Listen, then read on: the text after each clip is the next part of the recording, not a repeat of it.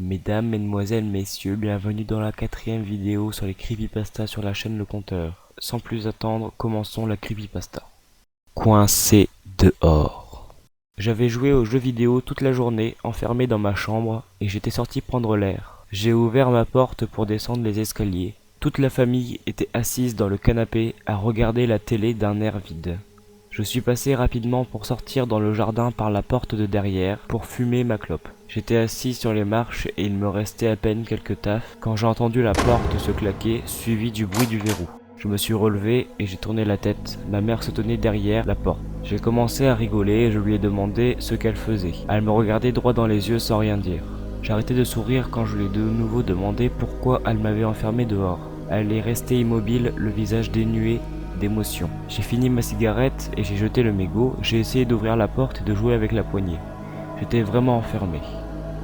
Je lui ai demandé de m'ouvrir. C'est là que j'ai vu mon père et ma sœur se tenir derrière, ma mère tout aussi neutre et immobile, le regard fixe. Et là, j'ai commencé à frapper la porte. J'ai hurlé que si c'était une blague, ce n'était vraiment plus drôle. Ils ont continué à m'observer. Je me suis dit que la porte de devant était ouverte. J'ai sauté par-dessus la barrière et sprinté vers l'avant de la maison avant qu'il ne ferme aussi ce verrou. J'ai failli me faire écraser sur le chemin par une voiture qui se garait. C'était celle de mon père. Et toute ma famille était dedans.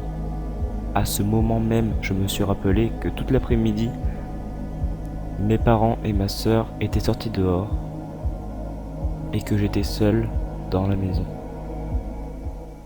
Voilà, j'espère que cette 4e creepypasta, assez courte, je vous l'accorde, vous a plu.